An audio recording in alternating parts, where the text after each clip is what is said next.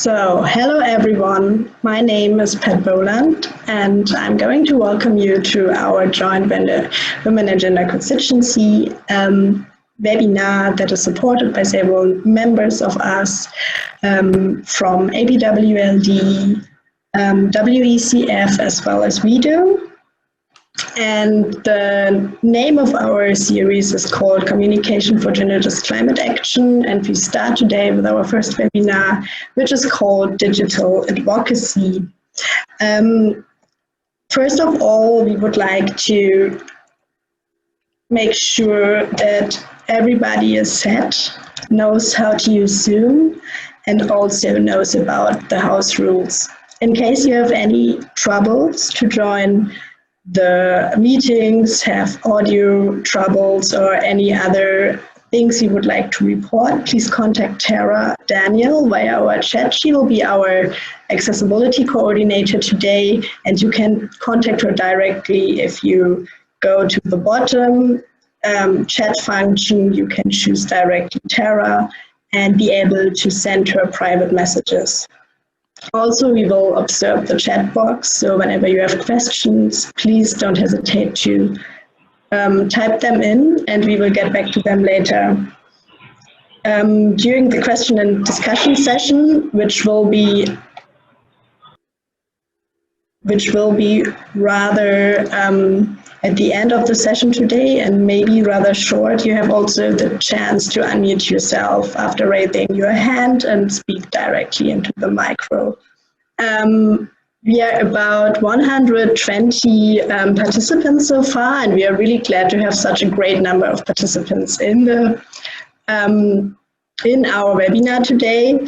So please feel free to just introduce yourself via the chat box. You have already heard from the interpreters, but in case you joined late, there is the option of French and Spanish translations, which is in the bottom of your menu. It says interpretation, it's a globe sign, and you can select the languages. Maybe Tara or Mara, you could actually copy the message from the interpreters again in the chat box for latecomers. Excuse me, Pat, can we give these instructions in Spanish and in French? That would be great again. Thank you so much. Awesome, thank you. Buenos días, mi nombre es María Angélica, mis pronombres son ella, ellex, y hoy mi colega Flavia y yo vamos a estar proveyendo interpretación en español. También se proveerá interpretación en francés y en inglés. Queremos asegurarnos de que todos podamos participar y tener acceso a esta información en el idioma que nos sintamos más cómodos entre estos tres idiomas. Para activar la interpretación, si están conectados desde su computador, en la parte de abajo, a la derecha, van a ver un globo que dice interpretación o interpretation. Le hacen clic al globo y pueden escoger el idioma en el que quieran escuchar y participar el día de hoy. Es importante que si ustedes no hablan los tres idiomas, tanto español como francés e inglés, que elijan uno de los idiomas en los que quieren escuchar, ya que este va a ser un espacio multilingüe en algunos puntos. Si están conectados desde su teléfono, en la parte de abajo mano derecha van a ver 3 puntos. Si tocan los 3 puntos, escogen interpretación de idioma, escogen el idioma que quieran y después presionan hecho o done. Recuerden que si hablan, por favor, hablen más pausado de lo que generalmente lo hacen para asegurarnos de que todos los intérpretes podamos interpretar todo lo que ustedes vayan a decir. Muchas gracias. Good morning, my name is Maria Angelica. My pronouns are she and they, and today my colleague Flavia and myself will be providing Spanish interpretation. And there will also be a French interpretation provided. And this is to ensure that we can both listen to and participate to the information given today in the language that we feel most comfortable in between these 3 languages. So to activate the interpretation, if you are on your computer, at the bottom right-hand corner, you're going to see a little globe that says interpretation. If you click on it, you can choose English, French, or Spanish. And it is important that if you don't speak all 3 languages, that you choose at least one in which you want to listen into, because there are points in which this is going to be a multilingual space. So make sure that you choose one of the languages. and that is it. If you are connecting from your phone, at the bottom right-hand corner, there's going to be 3 little dots that say more. If you touch these little dots, you're going to find language interpretation, and you choose the language that you prefer. And after that, you press done. And please remember that if you are sharing, to please mute your, to please pace yourself, because we want to make sure that all the interpreters can capture and transmit everything that you're going to share today. Una nota de algo que fue mencionado anteriormente es que en las partes de discusión y preguntas y respuestas, ustedes van a poder participar verbalmente. Entonces, en esos momentos, si levantan la mano y se les da la palabra, pueden simplemente activar su micrófono en Zoom y hablar directamente en el idioma que se sientan cómodos. Y les estaremos interpretando simultáneamente. Y también que si tienen otras preguntas a lo largo de la presentación, que por favor las escriban en el chat y se responderán más adelante. Gracias. Y también si se quieren presentar en el chat. Gracias. And now I will pass the mic to our fellow French interpreters. Bonjour tout le monde. Je me présente donc, je suis Simon. Avec ma collègue Chloé, nous allons assurer de l'interprétation en français aujourd'hui. C'est donc un webinaire qui se tient en 3 langues, français, anglais, espagnol. Il s'agit pour toutes et tous de se sentir le plus à l'aise avec l'une de ces langues. Donc, vous pourrez choisir, soit si vous êtes sur un ordinateur portable, vous cliquez sur le petit globe, le symbole d'un globe en bas à droite, vous choisissez le canal français en l'occurrence. Et si vous utilisez un téléphone portable, pardon, vous aurez aussi en bas à droite 3 petits points. En cliquant dessus, vous aurez accès à l'option interprétation. Lorsque vous ne parlez pas, lorsque vous n'avez pas la parole, s'il vous plaît, éteignez votre micro pour éviter les interférences. Et lorsque vous avez la parole, merci de parler à un rythme pas trop rapide, de manière à ce que les interprètes puissent travailler convenablement. Vous pouvez utiliser l'option lever la main ou vous signaler dans la fenêtre de discussion instantanée, le chat à droite de votre écran. Si vous avez une question, vous pouvez la rédiger dans cette fenêtre et on y répondra par la suite. Et vous pouvez également vous présenter à l'écrit dans le chat. Merci.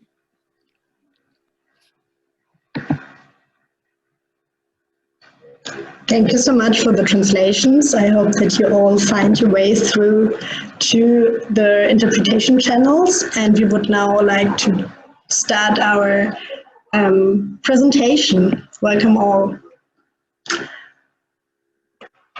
So just to let you know how we will go through the workshop today, we will just start with a short welcoming on our Women and Gender Constituency activities and history, and then very soon dive into our topic of digital advocacy with a poll for interactive options and an input on digital advocacy for movements by our colleague Neha.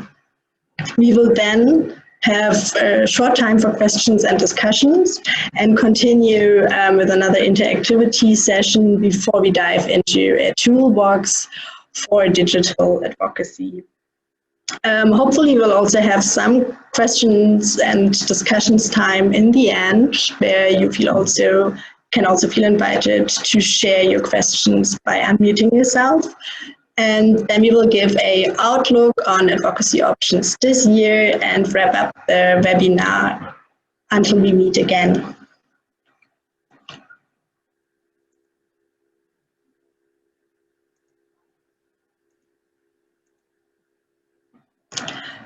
So to give you a short introduction on the Women and Gender Constituency, I would just like to say that we have now been an official observer organization since 2011, but since 2009 we have founded the Observer Constituency for Women and Gender, and also before we have been actively involved into the UNFCCC process and get more and more members on board. So when you are interested in joining the Women and Gender Constituency or our advocacy network, don't hesitate to get in touch with us. In 2015, we launched our Gender Just Climate Solutions Award program that is every year awarding gender just climate solutions and technological, non-technological and transformational solutions.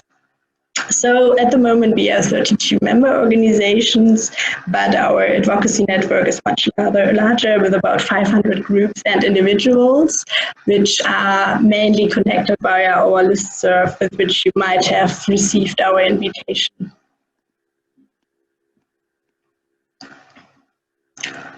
Our advocacy goals are, of course, to make the UNFCCC and National Climate Action Space more feminist by promoting human rights, gender equality, and allow for effective participation of women and LGBTIQ folks at all levels of decision making. We do want to provide a voice to all those groups to formalize and unify the perspective of our feminist demands in civil society, and we are, as said, active in the UNFCCC process, but also beyond of that.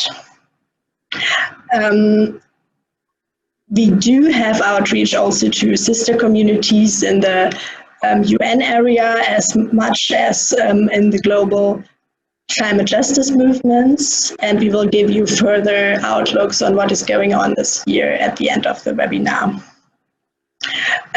What is most important for us is to make sure that climate action is done in a gender just way by respecting women's rights, human rights, but also actually working on a transformative and feminist way into a better future. We do have a set of principles, on the one hand to do our advocacy, but also to how we actually work and treat each other respectfully. And those principles are, of course, democratic and participatory governance, respectful collaboration, inclusive membership, an equitable approach to representation, affiliation, age, and ability. And we do communicate in a transparent, timely, and flexible way to ensure that we have as much as possible participatory access to our members and network. In case you are new in the climate justice arena, we hope to support you to find your way through the jungle of different negotiation streams, but also to make sure people do feel empowered to act on the national and local levels. So most important for us is to make sure that we act together in a feminist way. Having said that, I would like to hand over to my colleague, Hanna, who would like to introduce our next session with the poll.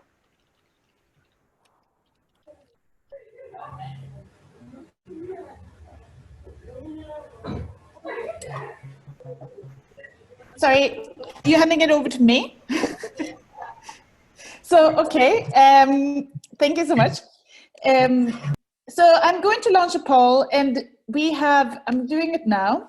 And the first option is, how important do you think social media is in the fight for gender equality? The first option is indispensable, couldn't do this work without it. The second option is, it's a nice addition to our work. It's not very important is the third. The fourth is, it's hard to find more time to do it. And the fifth option is, I don't know if it's important. So please, if you are on your screen, you can see these options. You click on the ones you prefer.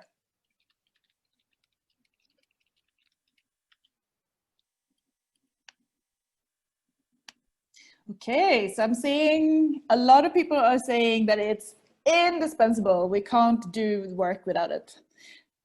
Some people are saying it's a nice addition to our work, and these are quite close. So they see it as an addition to the work and not central to the work, which I find very interesting. Some people, a few people are saying it's hard to find time. Okay, it's interesting. We only have 48 people out of 124 who's answered. So please do take a couple of minutes to, or not minutes, but seconds to vote. And don't think about it too much. Just pick whatever comes to your mind quickly. And then on the second one, we have, would you call yourself a digital advocacy savvy person? Yes. Or I've used it, but wouldn't call myself savvy. And then no. Okay, so we have some beginners, but very few. And then we seem to have most people saying they are not savvy, and a few people saying they're super savvy. But we still only have 64 out of 125 who's registered their vote. So please do put in.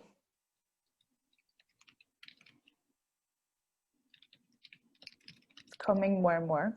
I'm finding it quite interesting that there's a lot of people who just see communication as an addition to work.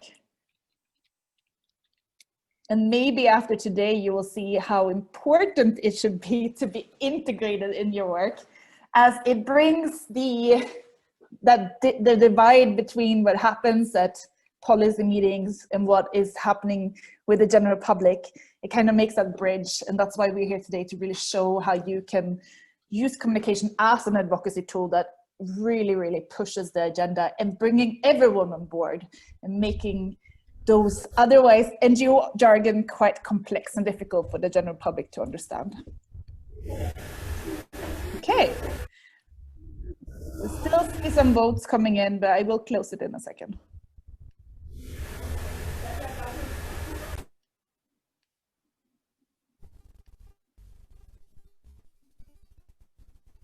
Okay, so now I see it's kind of stopped, so I will stop it from now. Perfect, so now you see, most people said that it's indispensable, and most people said that they're not savvy, but they've used it.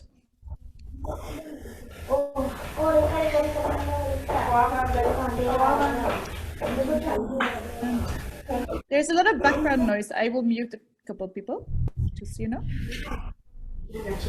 That includes...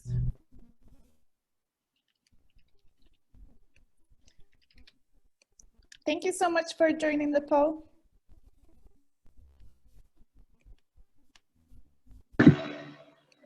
Thank you, Hanna, for leading us through the poll. And thanks so much in participating. I will now close the poll and lead you to the next.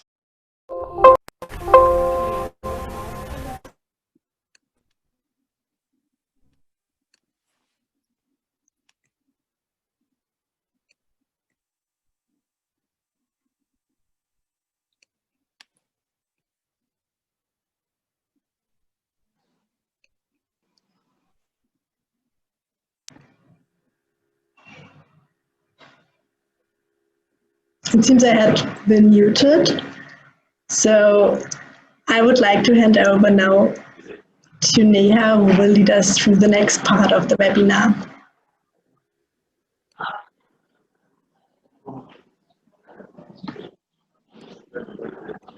Hi, good morning, good afternoon, good evening, everyone. My name is Neha, and I work with the Asia Pacific Forum on Women, Law and Development, which is a feminist network in Asia and the Pacific region. And I manage our communications advocacy work there.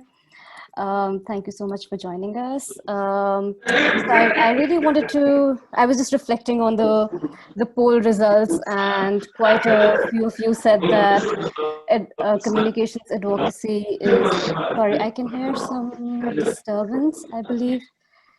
Please, Theodore, can you mute yourself?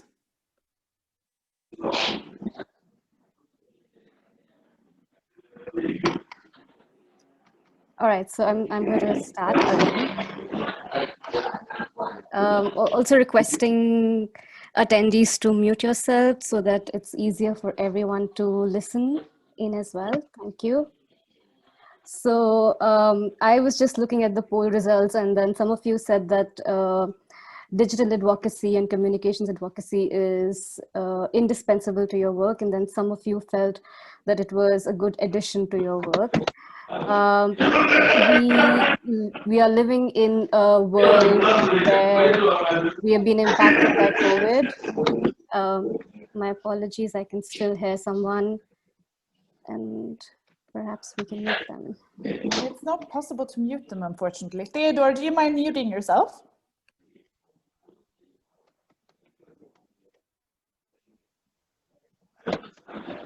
Yes, thank you. That's it. All right, so the reality of our world in this 1 year has been that we have had to go online, we have to go digital. The organizing that we were doing in physical spaces and the advocacy that we were doing in physical spaces has been a challenge for us. And where we stand from, we also believe that while this is a challenge, but it is also a moment for us to turn it into an opportunity as well.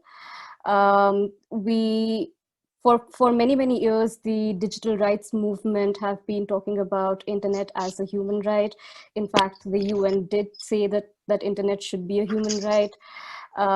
But again, with us realizing that there is a massive digital divide and there is lack of resources, a lot of the work that we do, the organizing and advocacy work that we do, has not been able to move within the online space. And suddenly in this 1 year, we have had to adapt to that space as well.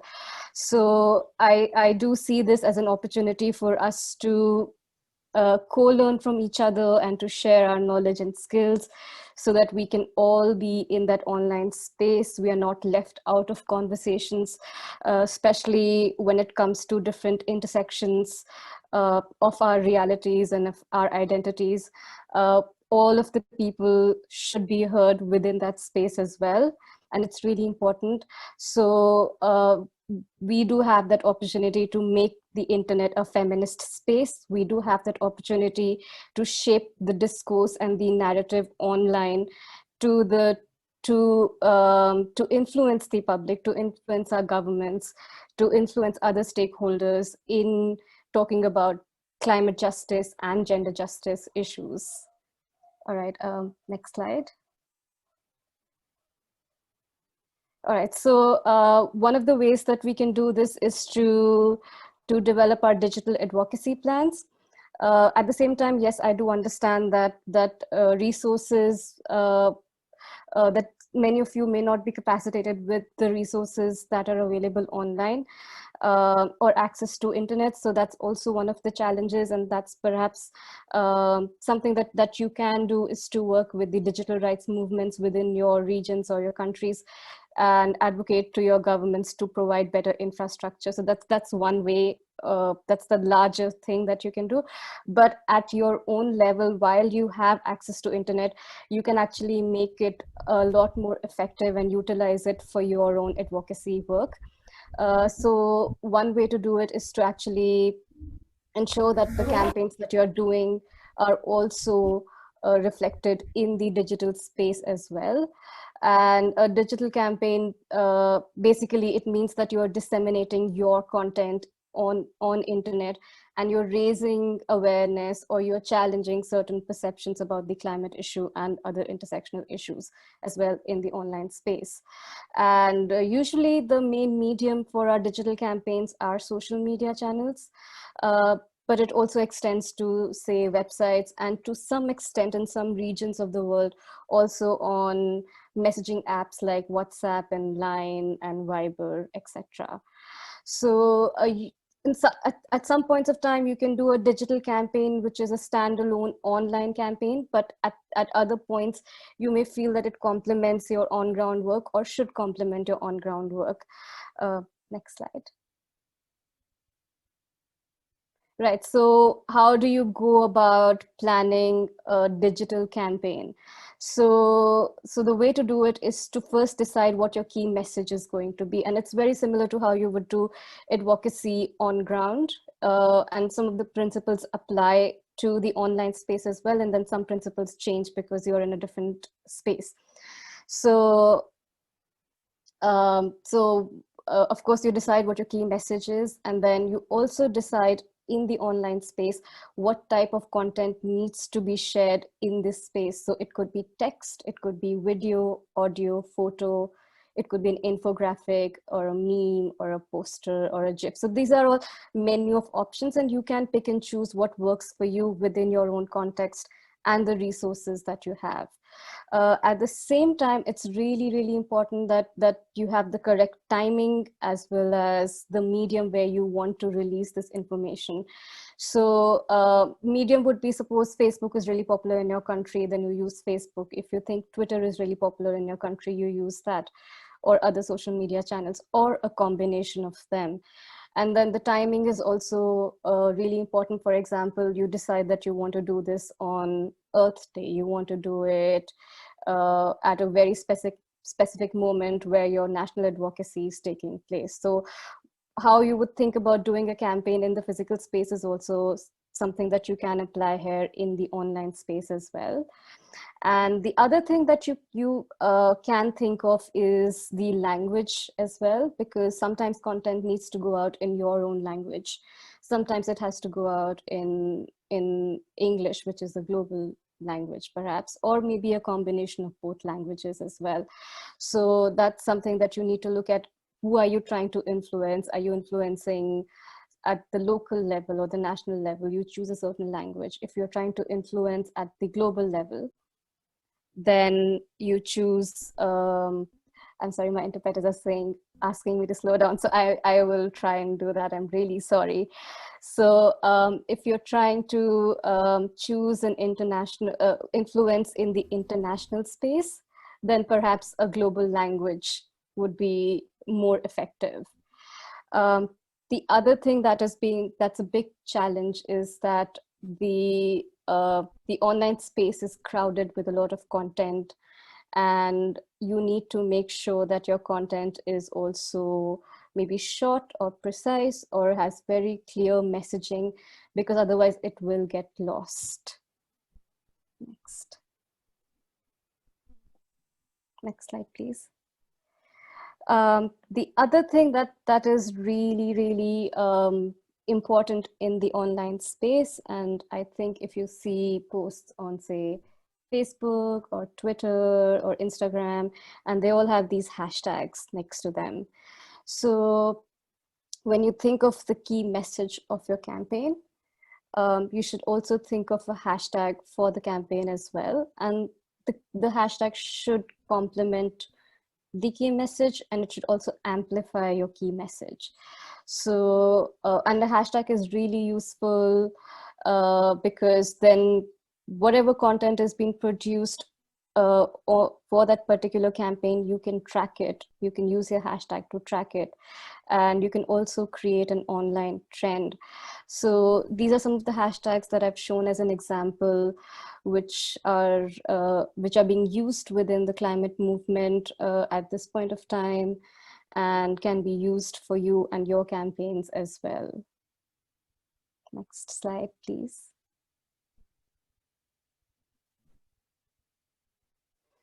All right, so I just wanted to share a couple of examples of digital campaigns and different kinds of content that comes around. So one of these campaigns is for the Agenda 2030.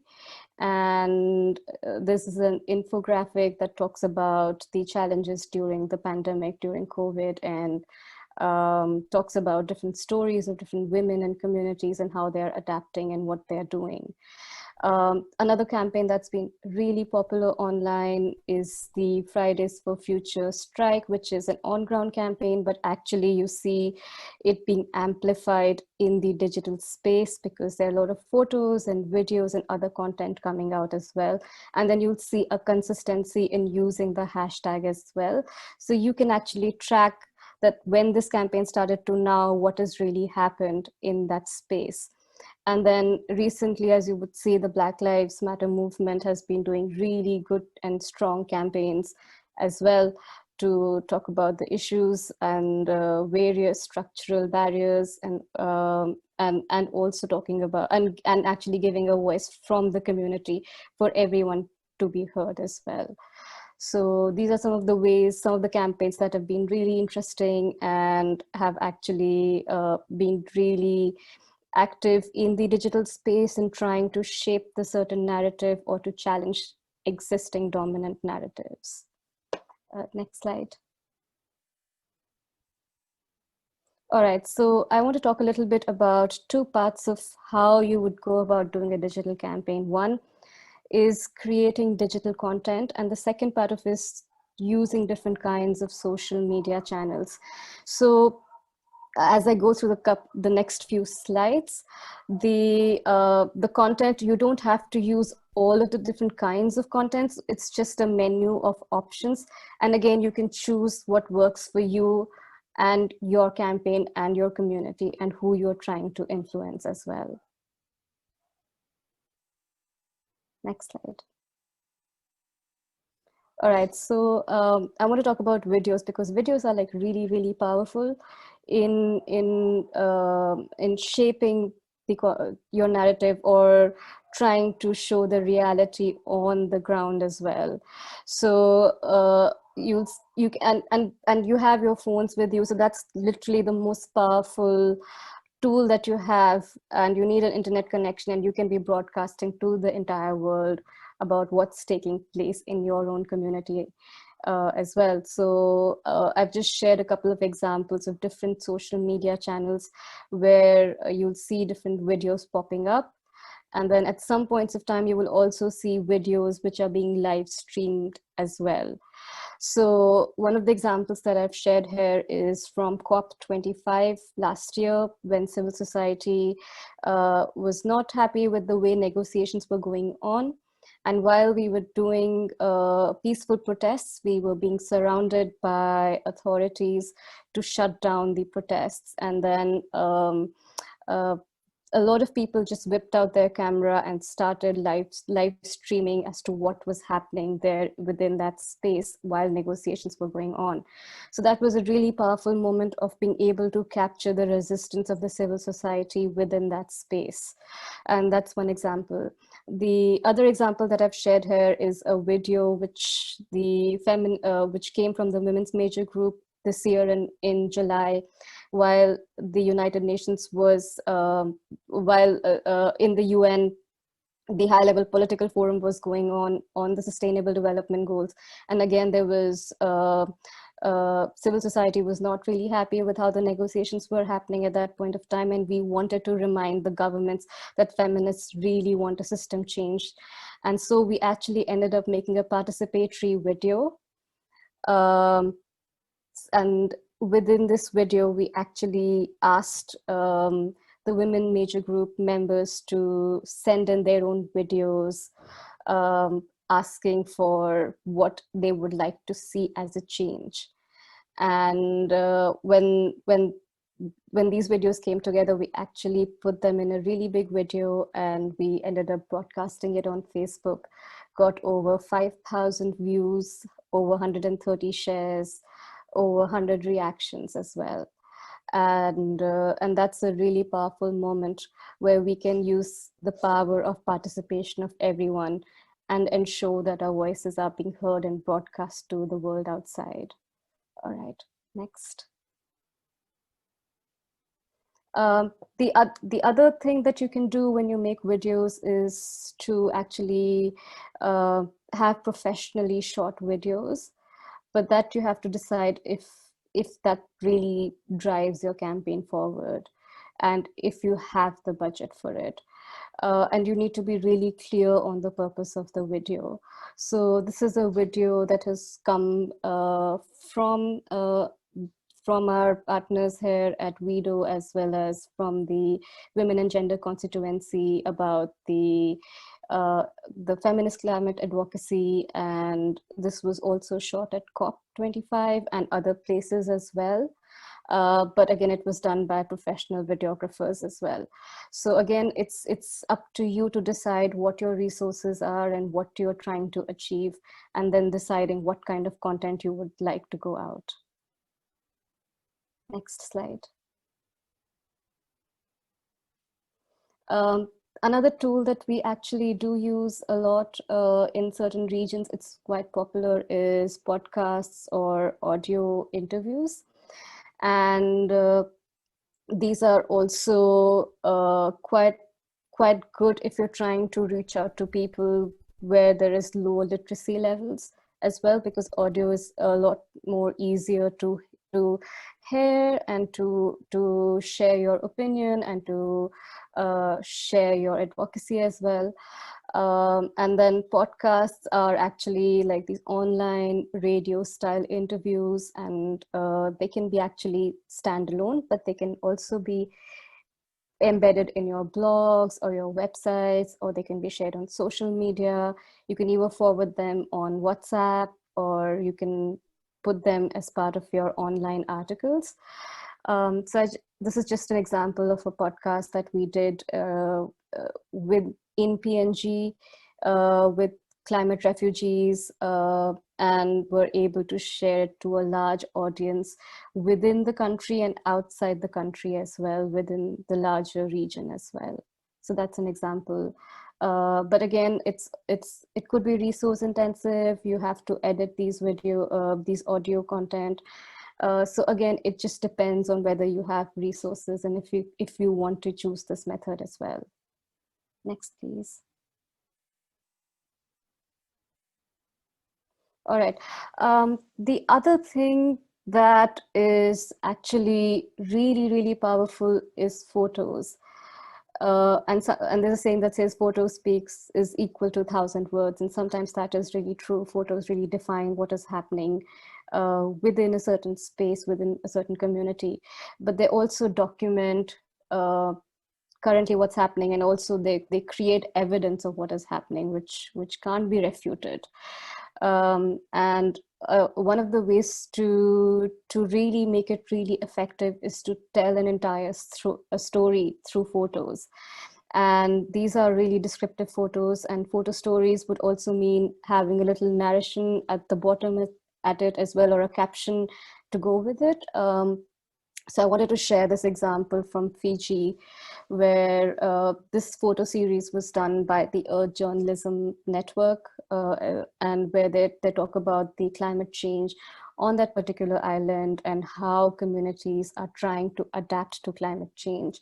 So through a series of photos, they're able to really capture the coastline has receded, and fishing, which was the key source of income for the community, they're actually now trying to adapt and adapt to different ways of livelihoods as well. So that's a woman who's selling something with the local print, like with a garment with the local print as well. And then another photo, you see that people are trying to adapt to the situation or to climate change within their own communities. So through a series of stories, you can actually tell a really, really powerful story about your community and about what is happening on the ground. While these photos are more professionally shot, but you could really just take your phone and shoot these photos and have little captions and just put it out there. And that really captures the story of your community and helps you with your advocacy work as well. Next, please. All right, so the other thing that has become popular over a period of time is infographics. So in a physical space, you would have like a small booklet, or you would have a pamphlet that you would share with the community or with people and talk about the issues of your community, but at the same time, while we're in the online space, we have to adapt ourselves and try and educate people within this space. And one way to do it is through infographics. And so you'll see this is like one standalone, or it could be a series of graphics that tell a certain story as well. So you see the example that I've chosen here is from the Women's Major Group. And again, this is a story from a community which is in the Pacific Islands, and they're talking about how they've had to adapt to climate change, but also the structural barriers that exist and the challenges that exist for them. So, and within this one graphic, you're able to tell the entire story, and that's really, really powerful. The other kind of example of an infographic is to be able to share facts and data and figures and really in small digestible text as well, so that people are able to read it in one glance and able to understand what is happening as well. So these are two sort of different sort of examples of how infographics would work for you. Right, next slide. The other part of it is also using graphics. And I've just shared two examples here from the Women and Gender Constituency and the Women's Major Group. And graphics are actually really like easy to just, you glance at it and you understand what is happening or what position is being shared. And I feel these are really good if you're trying to talk about your community, because you can actually feature them and their quote or their voice or their position within the graphic. And so that's really useful. And usually it's good when you're doing your campaigns to have various kind of voices being heard as well. So I wanted to share these examples from the two networks. Next, please. All right, so this is really fun, and I've actually been part of actually the team that helped design these. So as you know, memes are really popular with young people in many different countries, but memes can be really political as well. And we can actually use them to talk about our message in a humorous way. The ones that you see at the bottom are examples from Yonea and Hanna, who's here in this call and is one of the co-organizers. So Hanna and myself and a couple of other people from the communications working group. While we were at Yonea, we realized that the UNEP executive director kept saying how great Shell was and how great Dow was, which is problematic when you're trying to fight climate change.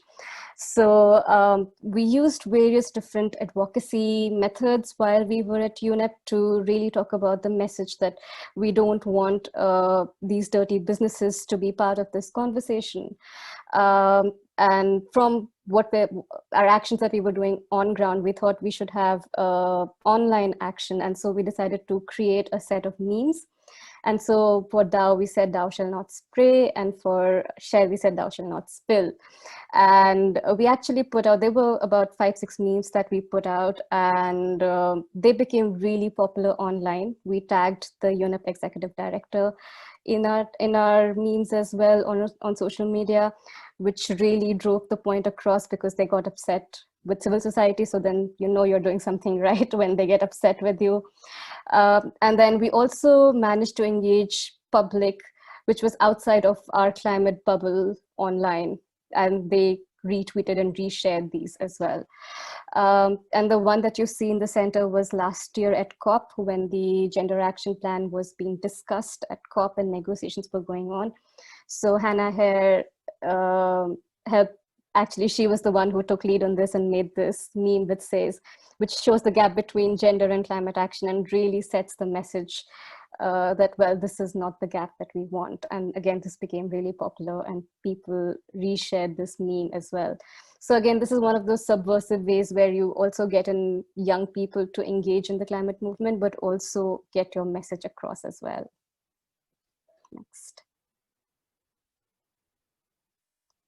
All right, so this is a method that we've used in our organizing work in the physical space as well, but also in the online space. So again, petitions are really powerful.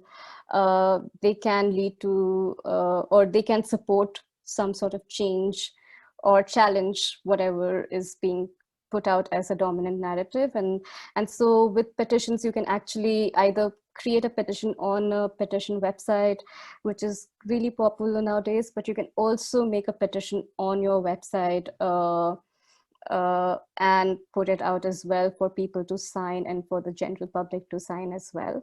So those are different things that you could do within that space. Right, next.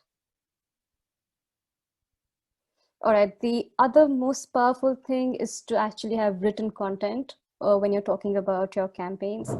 So it could include writing a blog or writing an article, or making sure that if you have a website, then you have posts on your website about your campaign. And the other way is, of course, writing social media posts. Some of you, if you have the capacity, then you can actually create a dedicated page on your website, and you can share it with your allies, with different partners or stakeholders, even the media as well, to talk about your campaign. And then your content can again be really, it's up to you how you would like to frame it. And it can be a mixture of analysis or reflections, stories from the community, even listicles. So we did a listicle on Decent Work Day on like 5 ways governments are not are creating precariousness in decent work, and we put really nice GIFs and we sent it out, and a lot of people shared that as well. So it's up to you how you want to frame it and who you are trying to influence. So the content that was really serious, then we wrote something very serious as an analysis, but then we also wanted the general public to engage in it, and that's where the listicle came in. So, so these are some of the examples of how you can use various different kinds of content. All right, and someone is asking, what is a listicle? So listicle is basically like listing out 1, 2, 3, 4, 5 why we think this X thing should happen, or why we think this change should take place, or 5 reasons why this X thing is problematic. You know, so this is basically like you listing out all of your concerns. That's a listicle.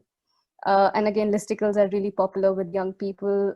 They do like to read small, digestible information rather than reading like a really long analysis as well.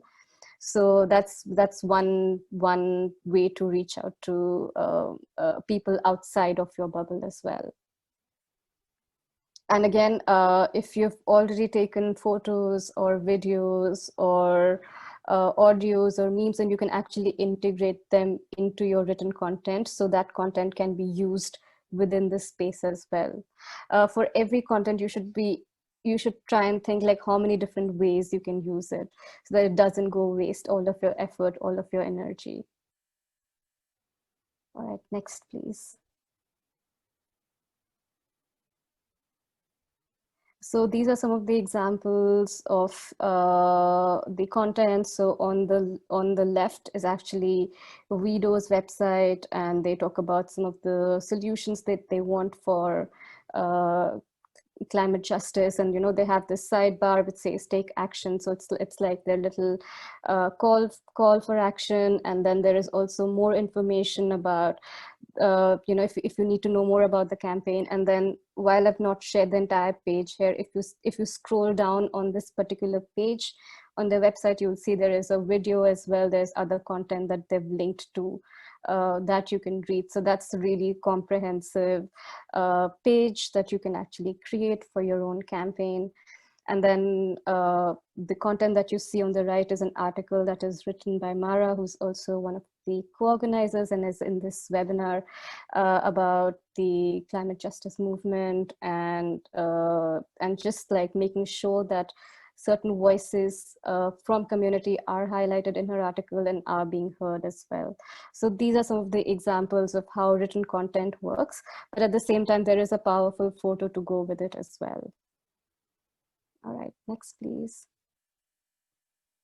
All right, so now that you have all of this content, or you've created this content, what are you really going to do with it? So there are different things that you can do with the content on social media, and I will walk through a couple of examples and a couple of social media channels on how some of the content I shared previously was used, and other content as well that you can create specifically for your social media campaigns. All right, next, please.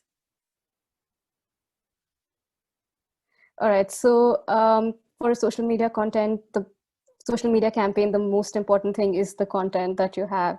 So so again, like what you've created is actually your asset and your tool for your campaign. So you can do, you have to decide what kind of a social media campaign you are doing.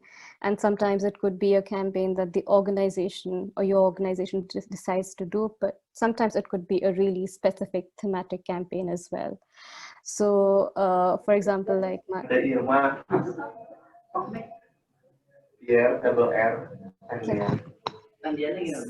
can someone mute themselves? Thank you. And then you can also do collaborative campaigns with your allies, where you also, and with other stakeholders, where you also target decision makers. So within the climate movement, again, there is, as we build solidarity with each other, we also try and do collaborative campaigns in sending out certain messages as well. And I'll talk a little bit about what a social media toolkit is, but that's a really important part of a social media campaign. At the same time, as you do an on-ground campaign, within the online campaign as well, you have to decide how long or how big that campaign is going to be. Perhaps it could be a one-day campaign or a one-week campaign or a recurring campaign. So again, it's up to you, and what you're trying to achieve will determine what date and duration of the campaign should be like. Next, please. All right, so I'll share a little bit about a social media toolkit. So it's actually this one document that you create that gives direction to your social media campaign, and it's a toolkit that you share with your campaign partners, and you share it with your allies, and it actually will have a list of, say, sample posts, social media posts and graphics or images or video or content that needs to go out for the campaign. And you have to just make sure that the content matches your political position and whatever you're trying to advocate for. And then you can also create, so this is basically, you could create a Google Doc and share it with your allies. You could create a Word file and share it with your allies ahead of time, so that everyone knows that this is the campaign you're doing, and then you can ask them to share it on their social media channels as well, or to come to your social media channel and amplify it by resharing it. So basically, and that's one of the objectives as well for the campaign, but for the toolkit, but it also helps you clear your thought process and to plan ahead of what your campaign is going to look like as well. So it's just a preparation for that too. What I've done is, and you can create, in fact, a toolkit in multiple languages. So one of the campaigns that we do within our own organization at APWLD is against a free trade agreement called RCEP, which is being signed between ASEAN countries and 6 trading partners.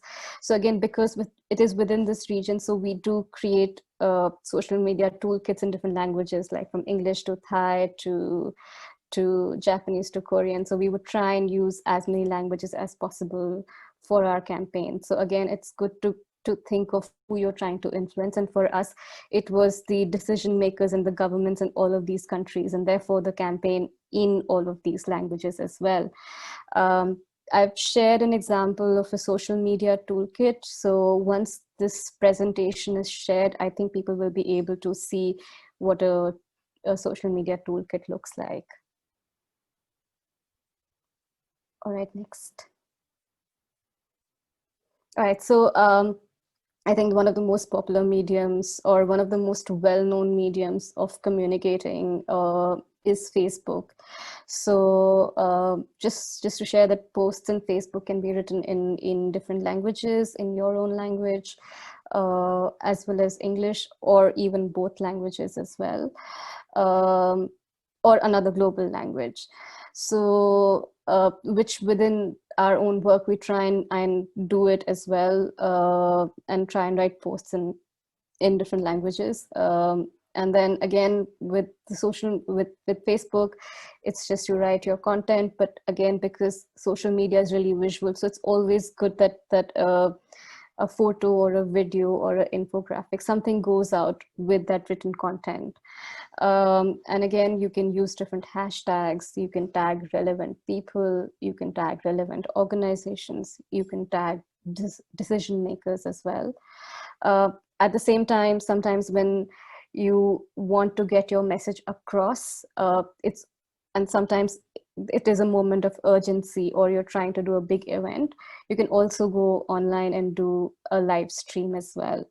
So just to share an example, this was a toolkit that was shared with APWLD about by liability roadmap, and they were putting out this campaign. So we did share their campaign on our social media channel and use their graphic as well, and hashtags as well. And then you can't really see here, but we tagged a lot of relevant decision makers within this post. And then on the right, you will see this is a live stream of an event that we were doing, a couple of organizations were doing as part of the Women 2030 campaign. And I feel like we have lost the share screen. I'm about to fix that, just a moment. All right, it's okay, digital hiccups are part of the work that we do online.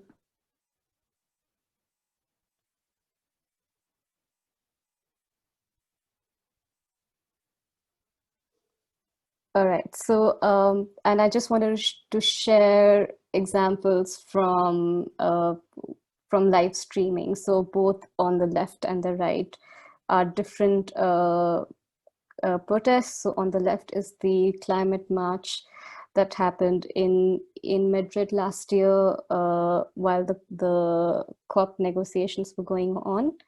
And this is someone who just whipped out their phone and they wanted to talk about what was happening, and thousands of people were marching. And what you see on the right is a very strong mobilization by farmers and women in India on resisting a free trade agreement there. And so for both of them, we tried to go online and to talk about the urgency of that particular moment within that moment in the campaign or that advocacy.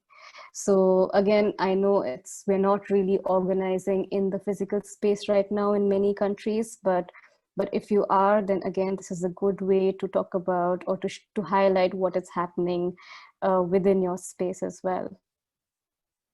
Next, please. All right, so in a lot of countries, Twitter is quite popular as a medium for social media. And in many countries, even decision makers are on Twitter as well. So which makes it a little interesting, because then you can try and communicate with them directly as well. So again, the same principle as Facebook applies, that you write a social media post, you have a hashtag, and you tag relevant people or relevant organizations as well. And again, different kinds of digital content that you have created can go on Twitter. And at the same time, like Facebook, you can actually go live on Twitter if needed as well. So if you see the infographic I showed from before, this is how the Women and Gender Constituency did a social media post about that campaign with the hashtag as well. And on the right, you will again see it's the same example from COP at a different protest by the People's Movement, and with the message that this COP is not working for us, civil society. So again, it's really easy to whip out your phone and to communicate with the world as to what's happening as well.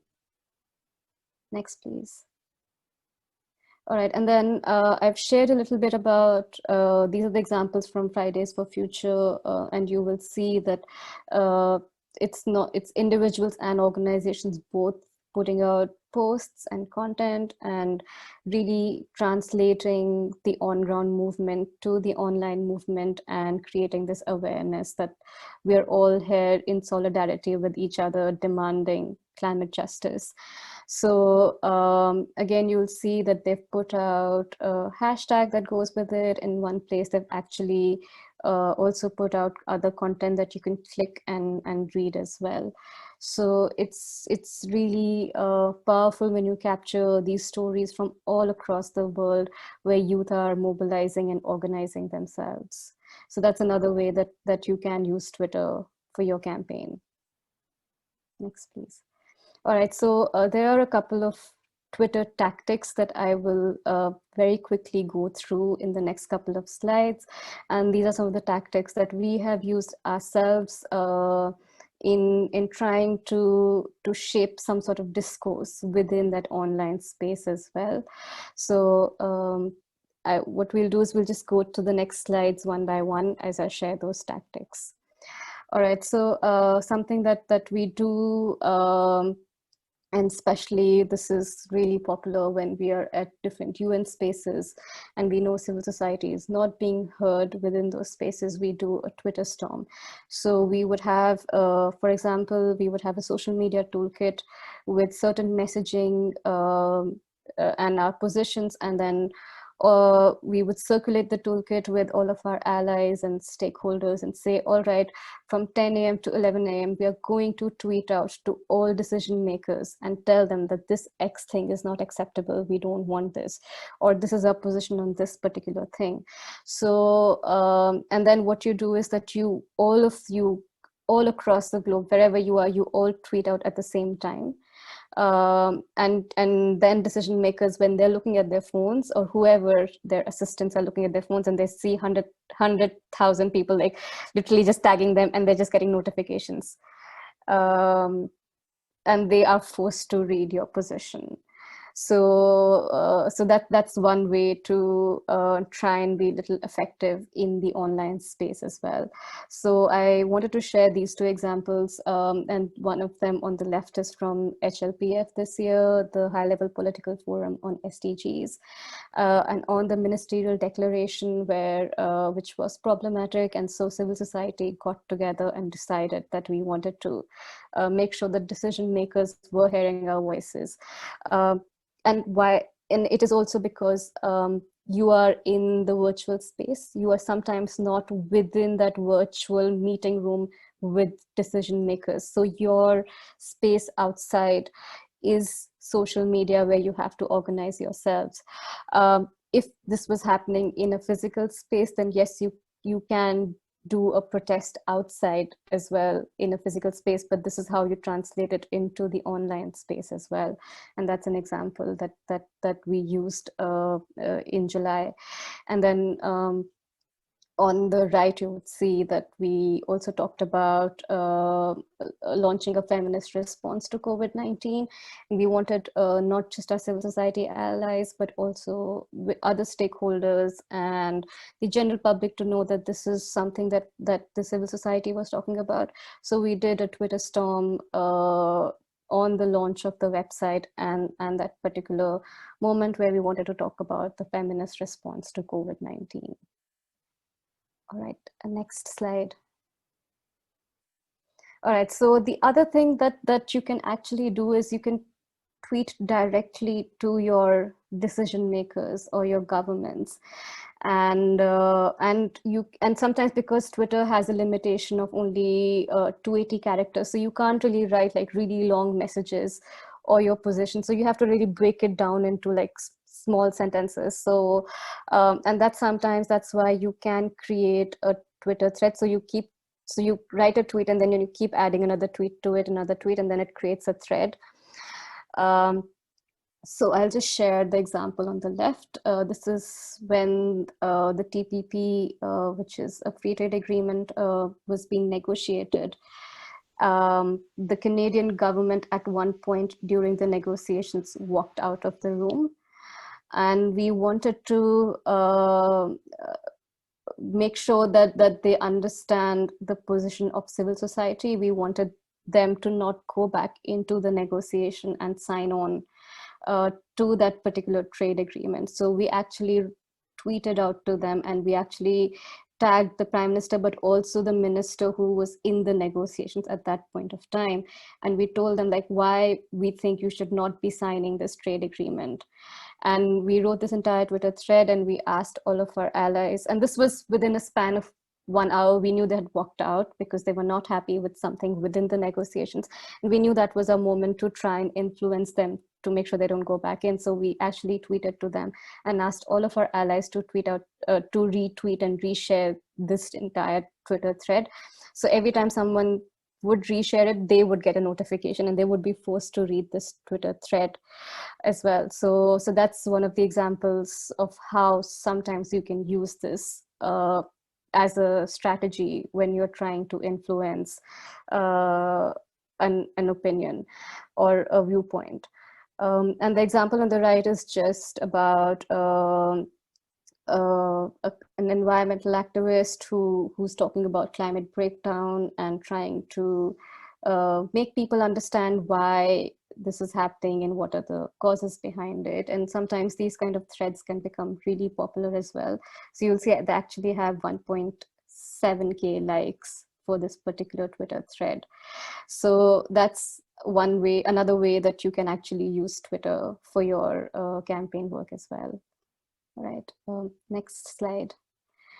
And again, like something which is really basic as a Twitter tactic is to retweet and quote retweet your message, or ask your allies to retweet the message as well.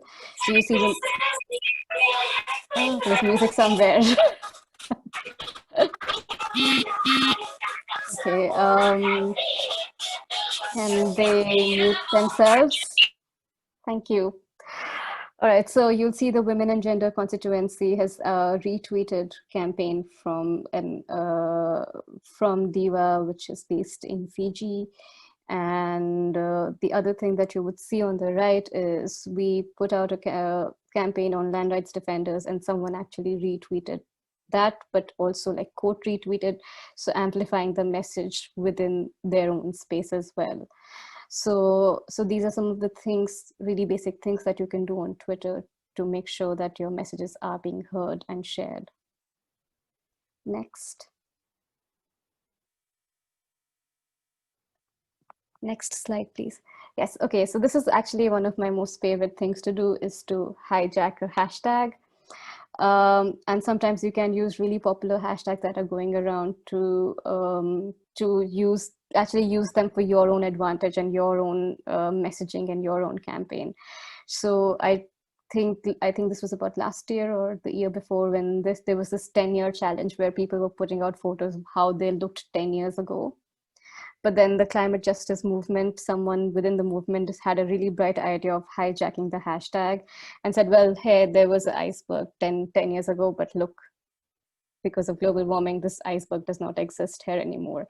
And that's the 10-year challenge. And that's really powerful because it shocks people into thinking, oh, wow, this is the reality of our world right now. And so that's a really interesting way to amplify your message in the online space as well. On the right is, again, the example from the RCEP campaign, the free trade agreement that is currently being negotiated. So we knew that the decision makers were tweeting from their accounts because they are really interested in signing this free trade agreement. So they were tweeting from their own accounts that they are holding this round of negotiations, and the hashtag they were using was hashtag RCEP. So what we in the civil society did was our hashtag was no RCEP, but in every no RCEP tweet, we also tweeted hashtag RCEP. We used their hashtag. So every time someone clicked on RCEP, the first thing that they would see was all the criticism about the trade agreement, and then whatever decision makers had said. So we actually overtook their hashtag. And that's something that you can do if you know what's happening on Twitter, what hashtags decision makers are using as well. So that's a strategy that you can use on Twitter. All right, next. All right, so Instagram. So Instagram is, again, it's not popular in all of the countries, and also it requires, because it's just completely visual as a medium, so it requires a higher internet speed. So again, you have to see whether this works for you and your community as well. But Instagram is actually being used for advocacy in a lot of different countries. In Indonesia, actually, it's really popular, not just using it personally, but also using it for your advocacy work as well. And that's an example I know, but I'm sure there are other countries as well. So with Instagram, you can actually really talk about your community and highlight the work that your community is doing. And you can share different stories. You can also tag decision makers, but again, I don't think that many are there, but it's always good to be on Instagram and to reach out to your allies and other stakeholders, or to build that community in that space. And here is an example from WECF. They're talking about one of their partners and the work that their partners are doing on the ground as well. So that's one way to talk about your communities, and as one of the components of the campaign that you do, or the advocacy work that you do. All right. The other thing that Instagram allows you to do is to make these stories, and they're stories that you can post on Instagram, but they disappear after 24 hours. These stories are actually useful if you're trying to create a buzz about your campaign, or you're trying to put out a poll, or you're trying to just really do these really short snippets of your advocacy work. So you'll see a couple of these examples. The first one is from the Women's Global Strike campaign, where this is a really big story that we did, where different people were holding these banners, and then as the story progresses, you start seeing that it starts changing, but it also reminds people about this particular campaign as well. And they're holding on to these signs. So if you did a campaign like that, this is a strategy that you could use. And then you'll see a poll which is being done as well in the middle image. And then on the right, you see, again, there was a campaign on land rights defenders. So we just put out this content saying, well, the campaign was happening on ground. And the campaign was also a petition and a letter that was being signed. But we wanted to be on Instagram and to tell people that, well, this is what we are doing. All right, next. So Instagram also allows you to have this option called IGTV. And it allows you to post videos that are really long. So if you try to post on Instagram, you can only post a video of 1 minute long, but using the IGTV feature, you can actually share longer videos. So you'll see this is an example from COP24, where civil society was challenging the macho-fascist government, and also the crackdown on civil society there. And because they were doing this action, and they wanted the outside world to know about this action, and especially those who were on Instagram. So then they actually used IGTV for this, because it was a longer video. So you'll see the video says 3 minutes 20 seconds. So they couldn't post it directly on Instagram as a post and use this as well. So yeah, so that's an example of how you can use Instagram. Next. All right, TikTok. So in a lot of countries, TikTok has been a little controversial, and it's being banned in some countries as well, but it's also something that young people absolutely love using in lots of different countries. And you can make these really short 15-second videos, or you can make like 4 videos of 15 seconds each, which makes it like 60 seconds. So while it started off as this space where you would put out like, like it was like, your goofy dance, or you would do something interesting, and people would watch it. But then somehow with the young people and the youth movement, they've actually tried to use TikTok for online activism in 2019 and 2020 as well, and within this year as well. At the same time, some countries have banned it, and some countries where have also tried to like crack down on people who are using this as a medium. So again, you have to be really careful about your digital security and physical security when you're using these mediums to amplify your message as well. But again, you have to do that risk assessment for yourself. But yes, this is a tool that young people are using in many different countries. And I've shared an example on the left is a young person from Australia who's been using this to advocate and to educate people. And on the right is another young person who actually organized an entire strike using TikTok. So again, it's up to you how you want to use and explore these mediums for the work that you do. Again, I don't want to overwhelm you and say use everything. This is a bouquet of options, so you choose what works best for you. And you don't have to use everything. You can use one thing, you can do two things, you can see and test what works for you and your community, and within your what capacity you have as well. And then try and experiment and do different sorts of things. So there is no hard and fast rule on how social media has to be used. There is no hard and fast rule on what content or what kind of content needs to be created. This is a space for you to just use these principles and try and amplify and create your own messaging in the online space. All right, I think that brings us to the end of the presentation part of this webinar. Thank you so much, Neha. I think we're launching another poll. So Tara, thank you. That was so nice to follow. And seeing all these really powerful photos that you've listed in the presentation, it makes me warm at heart to see all this fantastic work that's been done. And Tara, would you like to launch the poll? It's actually Mara who's going to be launching. Oh, I'm so sorry. No worries. All right, everyone, I just launched this poll. Thanks again, Neha. It was such a rich presentation full of so many incredible examples to learn lessons from. So thanks for all of that knowledge and wisdom. So if folks see the poll on their screen now, this goes over many of the examples and platforms that Neha just covered, and we'd love to know which tools really work well in your country or context.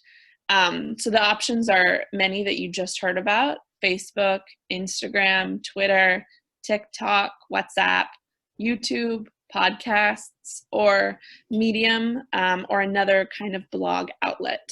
Or you can also choose that they're equally important and you use them all in all of your work. And then we'd also love to know which tools don't work. Which of these tools feel like maybe they're too difficult to figure out how to use, or maybe the people that you're doing movement building or awareness raising with don't use them, so it's not useful to you. Or maybe they don't fit the platform of the kinds of campaigns that you're running. Maybe you really need videos, so something like a podcast doesn't work, or maybe vice versa. So please go ahead and take a couple minutes. Let us know which tools really work for you and which ones don't. I will say, as I'm watching this, there's a lot of folks who are using Facebook and Twitter. Those seem to be the most popular answers, which makes a lot of sense given that they're older platforms for sure. And I'm seeing a lot of folks saying that TikTok does not work for them and they don't use it often, which also is a relatively newer platform, as well as Medium and blog posts. Folks don't tend to use those often. I'll also just lift up a couple comments that I saw earlier in the chat. Someone had mentioned that in their experience, in the rural areas that they work with, many women don't have internet or social media, so awareness raising needs to be face-to-face. And also communities in rural areas that they were targeting don't use Facebook, but rather use WhatsApp, and WhatsApp is really valuable to distribute news, articles, pieces for awareness raising. So that's exactly the kind of thing we're hoping to learn from this poll is all of these platforms are useful in different contexts, and we'd love to learn more about where and what those are for you. All of them are useful in different places, and all of them are not so useful in different places. So this is really useful to see. So I'm seeing more than 70 folks have voted, and we're still seeing Facebook is really the dominant mode of sharing things right now.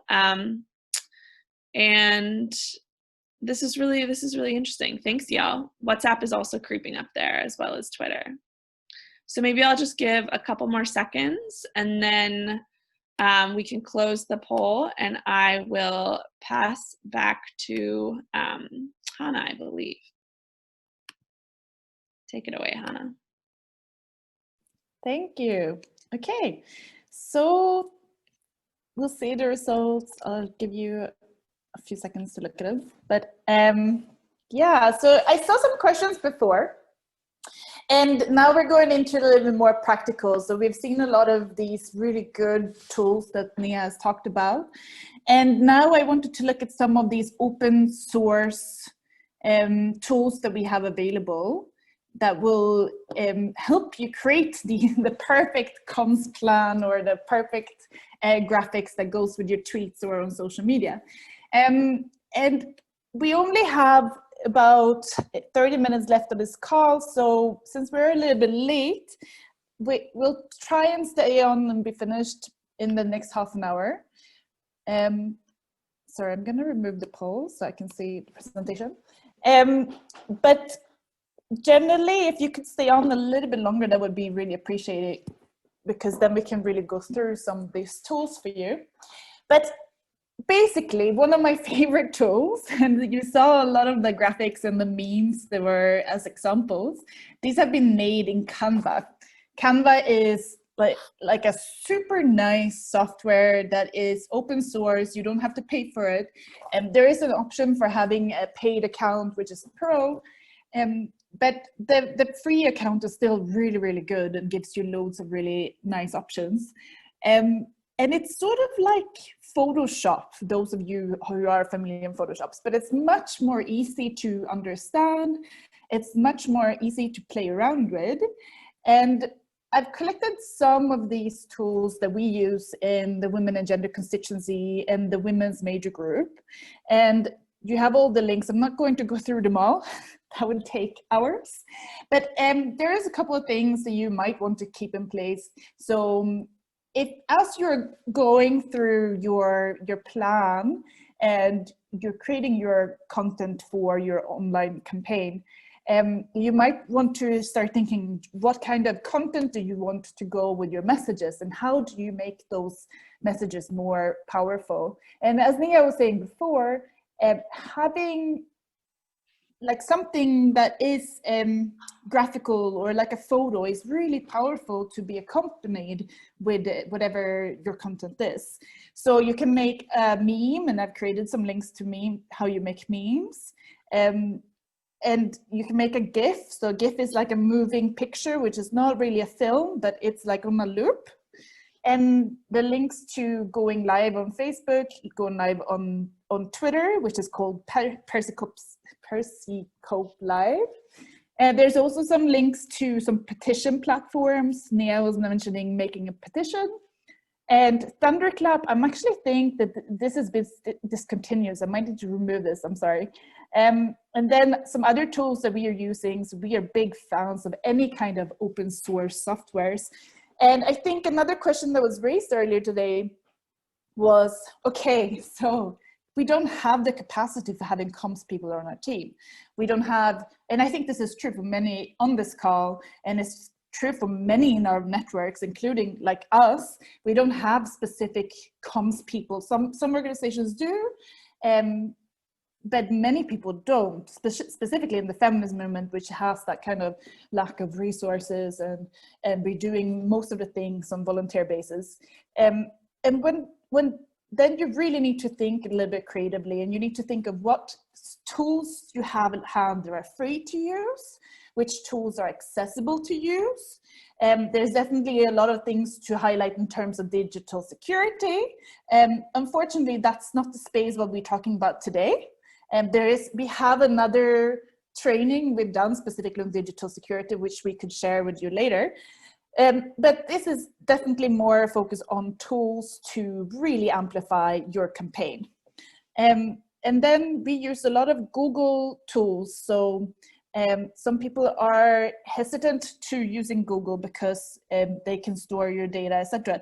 But sometimes when you balance accessibility, using a tool that everyone can use, and what is good with Google is that it's accessible even if you have very low bandwidth, and depending on how you use it, right? You shouldn't store lots of valuable information on the software, but if you use it for simple things, then it can be really, really good as an add-on. And Neha was mentioning communication plan, which I will show an example of later, which they have done on Google Docs. So that's the Word version made by Google. And then you have the Twibbon. Maybe some of you have seen people who have profile photos on Facebook or Twitter, where it says Black Lives Matter, or like these kind of small things attached to your photo that has some kind of message. So those can be also something that you can create to really amplify your messages. When it comes to some of the tools that I use the most is scheduling tools. And they're really good because it means that you don't have to sit and always be attentive to what's going on. Obviously, your communication online is better if it's kind of rooted in what's happening at this moment. And sometimes when you schedule, the content can look a little bit stiff and it can look a little bit out of time. But there is a benefit of scheduling some content, and some content can be more on the spot. And some of the tools that I use quite a lot is TweetDeck. So it's Twitter, and you can use a lot of different accounts at the same time. So I have 5 Twitter accounts that I manage. And with TweetDeck, I can create one tweet that I can put in all 5 accounts at the same time. And I don't have to go into different accounts all the time. So that's very, very useful. And it's very helpful when you do Twitter storms, for example. On TweetDeck, you can also survey different hashtags. So you can check if you have a specific hashtag, or if you're following someone else's hashtag. Maybe you're following, if anyone during the COP, like COP25, if any one of them are using the word gender in their tweets and you want to respond to them, you can follow that. So TweetDeck is one of the best scheduling and like Twitter add-ons tools that you can use. Then there is Buffer. Buffer is a good tool because you schedule posts on Facebook, Twitter, Instagram. So all of these at the same time. You can make the same post being published at the same time, which means you don't have to log into 3 different softwares and upload the same content, but it's done through the software. I personally prefer Later. Later is a software that has really put a lot of emphasis on Instagram. And I think Instagram is one of the new tools for many of us. Instagram is really like popping up in terms of advocacy, and we're talking about the powerful photos. Like, where do you go to look at powerful photos? Many people go to Instagram, and you will also need to think about the audience you're trying to reach. So some of your audience, the younger generations, might be on TikTok. People who are millennials might be on Instagram. People who are very much into the policy sphere will be on Twitter. People who are in the media sphere, they will be on LinkedIn. So knowing this, and this is not true for all countries, it's definitely different from country to country. So you would need to do an analysis of how and where people are active on social media platforms in your country. And then you can schedule through later. You can schedule different contents. So you can use the same post, but you can have slightly different messages on each of the platforms. And later I wanted to show you, so what's beautiful with later, if it can load, is that you can already see what your, well, it's not loading for some reason, sorry. You can, bear with me. You can see what your feed will look like in preview, and you can schedule on Facebook and Twitter at the same time. But the best thing with later is that later sends you, I think it's weekly and sometimes daily emails where they teach you how to get more followers on Instagram, how to create the perfect content on Instagram, how to curate your feed so it looks nicer. And they have these really accessible learning elements to their software. So for me, I've not studied communication. I come from a legal background. And for me, it was and this also goes into like, we're not all comms people, what do we do? And later really taught me how you use Instagram in an effective way. Like I was playing around with it so much, and within a year I had like 6,000 followers on one of my accounts, just following the instructions I got later. So it can be super, super powerful. And this is, so how you use later is you upload a photo here. So I've uploaded some so you can have an example. And then you drag it to the day you want to post. You have to yourself figure out, sorry. So you have to, I'm gonna write example here. And then you publish it. So it's scheduled to come out at 6 p.m. Central European time today. And you have to play around on when people are on your social media platform. Either it's 9 a.m. or maybe in the afternoon or late in the evening. And you only learn this after a while. It depends on the content, right? You have to play around with content. Some of the contents you're gonna spend so much time on, and in the end you just get 2 or 20 likes, and you had just thought that this would be one of those that would go viral. And it can be a little bit weird, or it can take some time to figure out what really works and trying to understand why some things doesn't work. And it's always like a learning curve, but it's really good because it comes with analytics. Later comes with analytics. And with the analytics, you can figure out, okay, which post was most effective in the last half year. And then I did that for WCF, and all our climate justice posts and all our demonstration posts like this one had like so many likes. And then also in terms of like some easy slogans like burn patriarchy, not the planet, that also had so many likes. And then some posts that had really long texts didn't have any likes at all, whereas some that just had an easy punchline that everyone could kind of relate to had like 200, 300 likes. And this is something you learn just by doing, you have to figure out. But later really helps you see through their analytics, like, and you have to keep an eye on it as well, but it helps you kind of keep track on that. So I'm gonna show you how to make a post. So I'm gonna make a post on all 3 platforms at the same time. So this one I'm gonna discard, yes. And then I click on this. So now it will post on all platforms at the same time. And I'm gonna just put it here.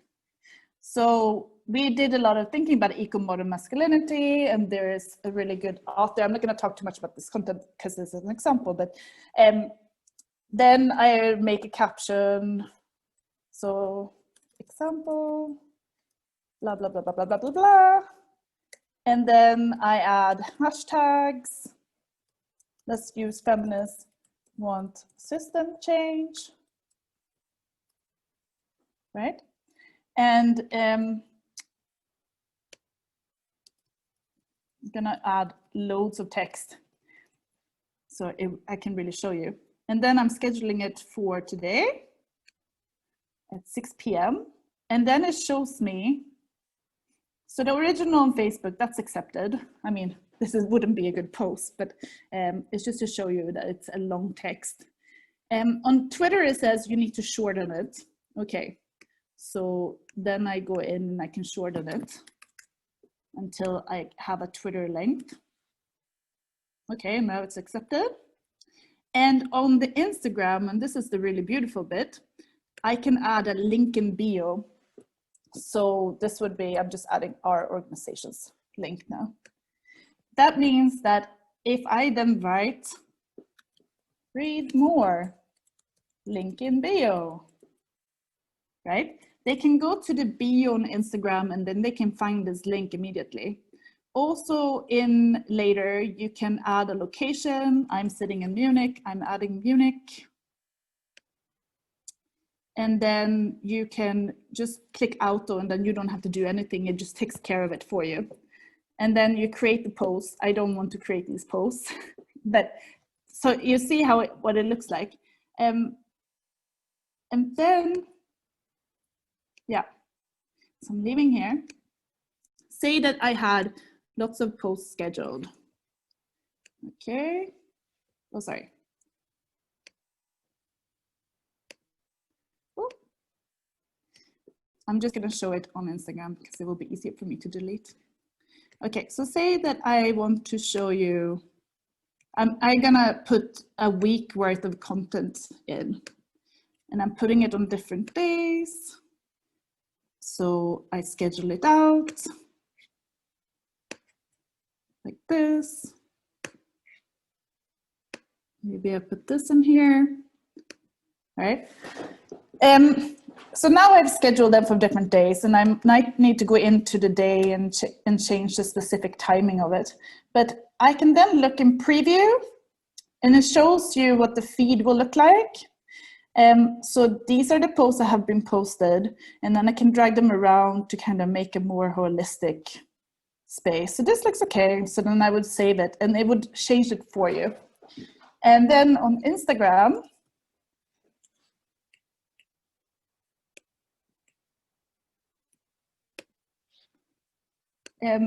I will show you what the link in bio does then when you've done it. So this is the link in bio. If I write link in bio, not all of them will have link in bios, but the ones that have, then you have a feed that looks very similar to your feed. And it means that people don't have to put in a link, since you can't put links through Instagram. Sorry. I'm going to go to the next software. If you have more questions about this, I do recommend you to just go on to later and you can learn through there. Otherwise, you can always contact me afterwards. And another important part of building your this online campaign and the visual bit of the online campaign is thinking about photos. We use a lot of our own photos, but sometimes there is something you want to portray that you just don't have the content for, and you might need to look at stock photo databases or illustration stock databases. And what you need to keep in mind is that these are usually very racist. They're usually very focused on like a white narrative. They're also usually entrenching gender stereotypes. If you search for a builder, you will most likely only get men in the photos. If you search for hair, you will only get white women's hair. And all these, so the most common ones, this is what you can expect. A lot of them are also like portraying passive women and active men, you know, and this is quite a big problem. And like the best bit would be to, if you can, create your own content, or you can buy content. But there are some of these databases that are really tackling this issue, and they are looking at diversity in photos and representation, and I've listed them here as well. So some of them are free. So you have Vice Gender Photos that focuses on gender non-conforming people. You have Nappy that focuses on the stories of Black women of color, or like women of color, and Then you have women of color in tech, for example. So there are different databases, but some of them cost money and some of them are free. And then when it comes to building a campaign, and we're talking Twitter storms, etc., it's really important to understand if you have had an impact, because you can spend a lot of time creating something and that you have no idea if it was successful or if it wasn't successful. And the best way to do that is to create a hashtag, like Neha was saying before, that is specific for your campaign, that only people who work on your campaign, or like who are partners in your network or who's part of your movement, when they use that hashtag, it's clear it's for your campaign. So for example, a bad hashtag would be hashtag happy. A good hashtag would be feminist want system change. Okay, it's very long, so maybe it's not the best, but it's very specific. And then you can go and use hashtag analytics. And these tools will show you how many people tapped in, how many people retweeted you, how many people tweeted, which countries were active. And this example I'm showing you now is from when we did Feminist Want System Change in Geneva in last autumn. So the data set is only for a couple of days once it starts loading. But so social alert is the cheapest one, and I would say it's quite good. What you need to be aware of is that when you collect this data, you have to do it quite immediately after you started the campaign, or preferably before the campaign, because you can't track historical data. So if 1 month after my campaign, if I go and want to have that data, it would cost me maybe $600. That's very expensive for everyone. And I think these websites are very much built for not for NGOs, but they're built for big businesses, right? But if you are proactive and set a media alarm on a hashtag before your campaign, you don't have to pay those excessive prices. And this one, for example, shows when people tweeted, so it was a time span of 2 weeks, I think. And you can see the impression, that's the amount of people who could have looked at it through Twitter. So this is 9 million. You can see how many pictures were used, how many replies, how many retweets, etc. So you get quite a good view of like, was this good or was it like not successful campaign? You can also see who were most active. And then you can see from which countries they were active. And this is what I was saying before about the digital divide.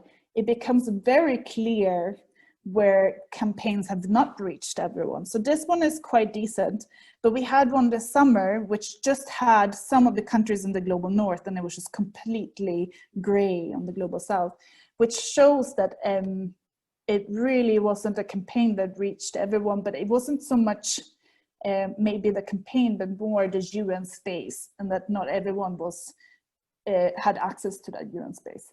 Sorry, I'm realizing that we're so close to the end, and I still haven't looked at CANVA, but some of the main, so the best, sorry, I'm skipping this. So one of the best things I told you about before is CANVA. It's really, really, like anyone can design through CANVA, but not all of the designs you do are successful. So you have to think about who are you designing it for, is it accessible to readers? If you make a Twitter post that has so much information that you have to zoom in and zoom in and zoom in, then most likely people will not look at that. So having clear designs are very important. Keeping it neat, humans are people who like chaos for sure, but we also like visual things that are suiting for us and doesn't add a lot of stress to our minds, right?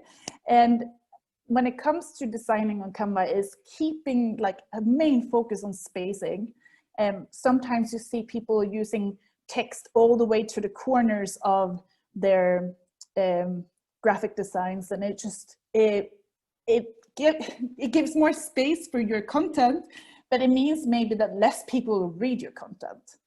And then I usually say to everyone that use maximum 2 different fonts, use maximum 3 different sizes of fonts, be consistent with the line height, and as I'm going to show you, and you can use text color consistently.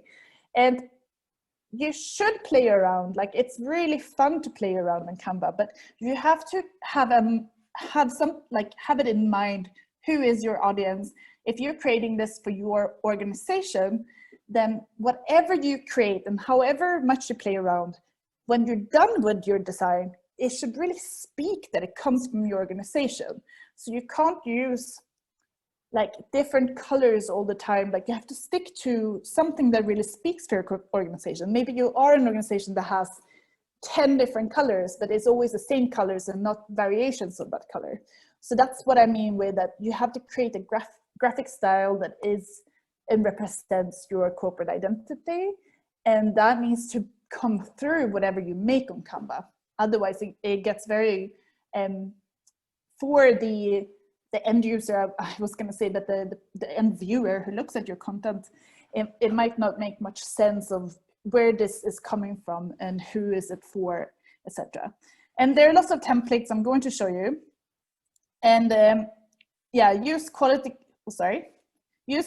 photos, use transparent logos. I see this way too often. I see a photo or like a logo with a white background on top of a photo.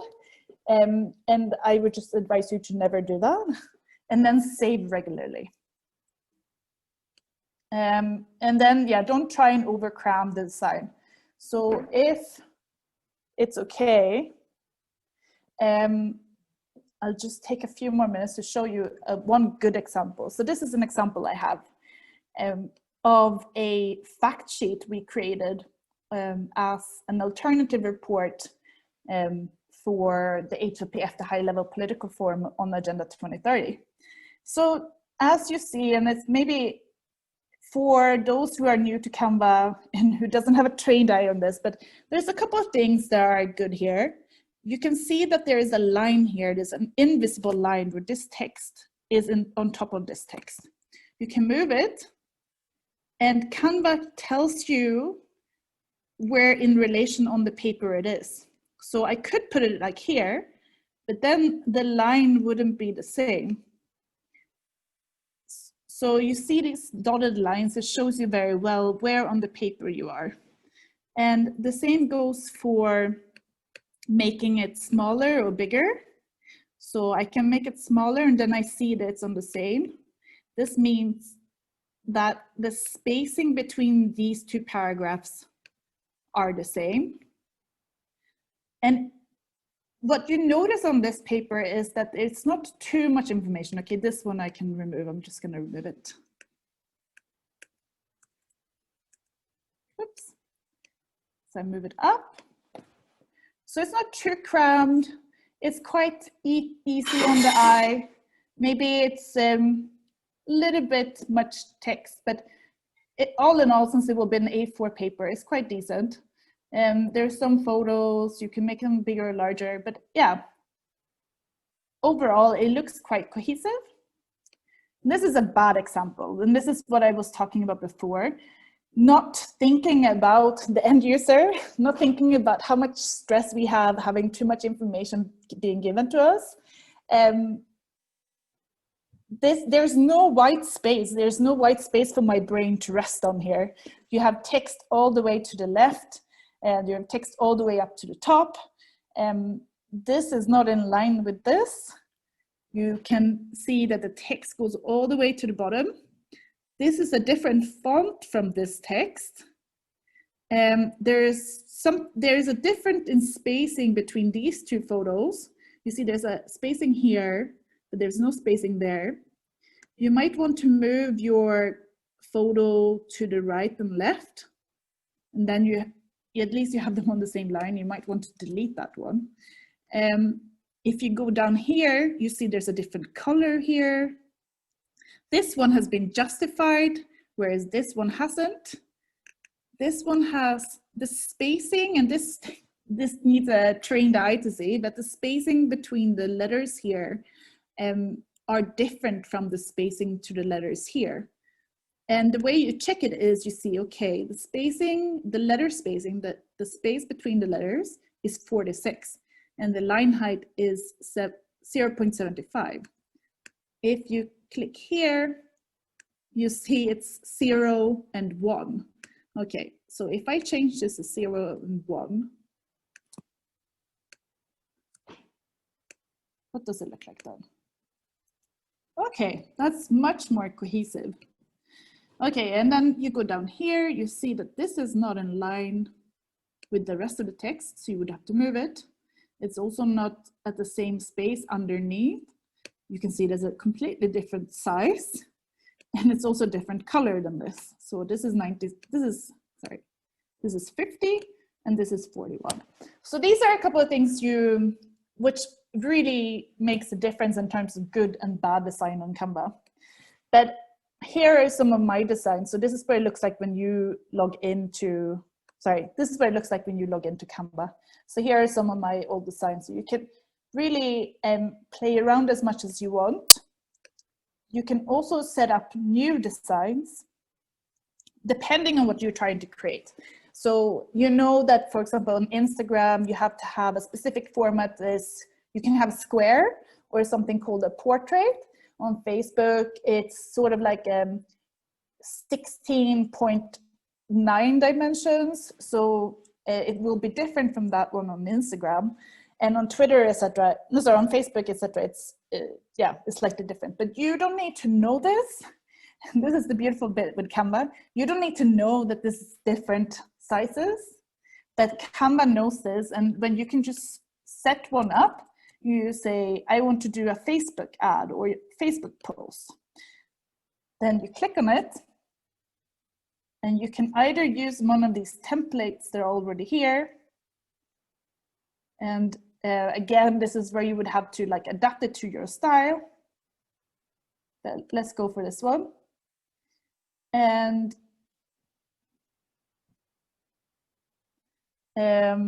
yeah, so you can adapt it to your style. So the color WCF is blue. I have this stored in Canva. And the purple we use is not this purple, but we use this purple. We don't use this kind of green. We use yellow.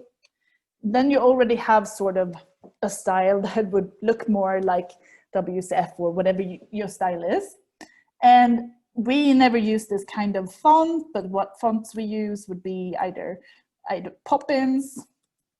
So then I would search for a Poppins font, and I can play around quite a lot, either to have them all in capital letters or small.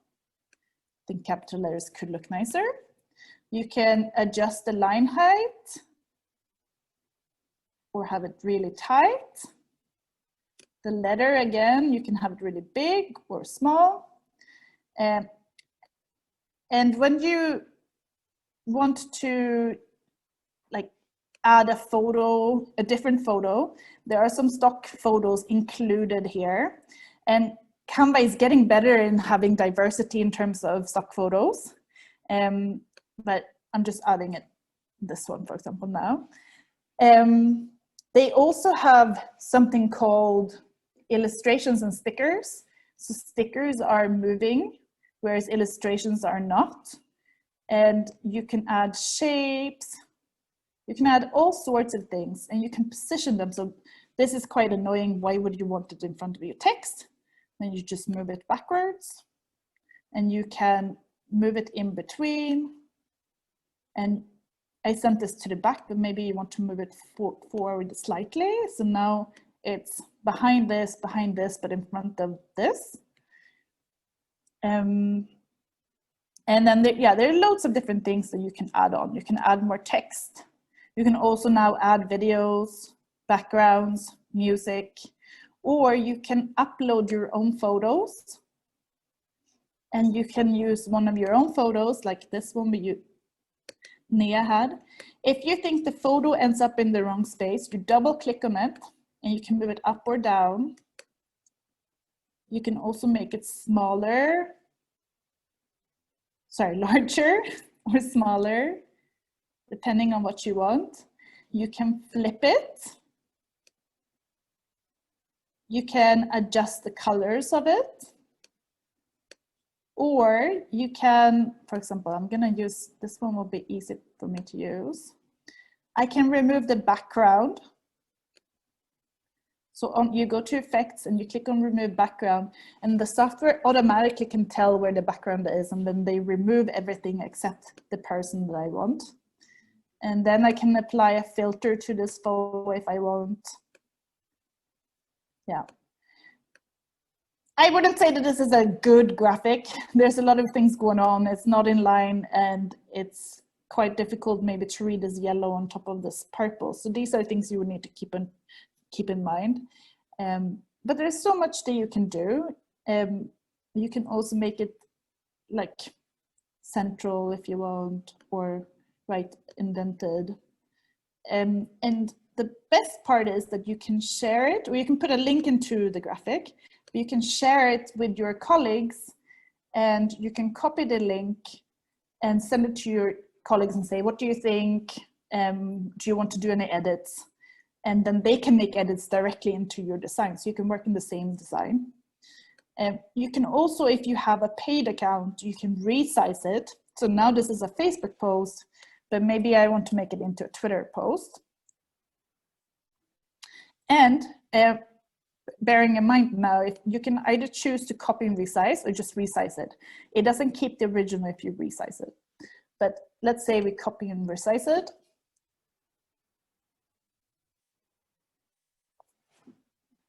And then you would have to move it around a little bit, since the formatting where the standard is a little bit different. And you might want to highlight different things on Twitter. Right? So here, there's some steps on what you can do, but I wouldn't say that this specific graphic is a good example of what the final thing could look like. But you can play around and see what you like, and really bear in mind what I told you about the spacing. So for example, if I would do this, I would pay attention to that this is on the same spacing here as it is here. And you might want to move this somewhere either in line with this thing, maybe in line with that. Something that makes the design more cohesive. Yeah, there's loads of things that you can do. And sorry, I'm running really late now. I'm wondering if the moderators would like to step in, or do I have time to then look finally at the social media toolkits? Maybe this is actually something that we can take over to our next session. Okay. And teaser it now that we have not fully presented everything that we wanted to present to you, and we hope you join actually our next webinar. Do you have any questions? So the best way would be to type your questions while we are doing the closing into the chat box, and we would actually save the chat and come either directly back to you, or we would address your questions in the next two sessions where we hope you would also join. I think that's the best way because many people had already to leave.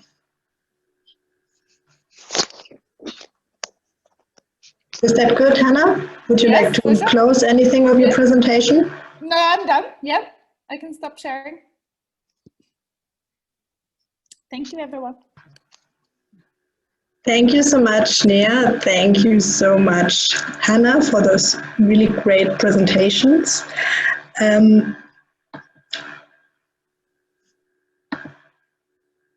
will just take 2 more minutes to do the closing and remind you that we will have 2 other webinars that are part of our communication series for gender just climate action.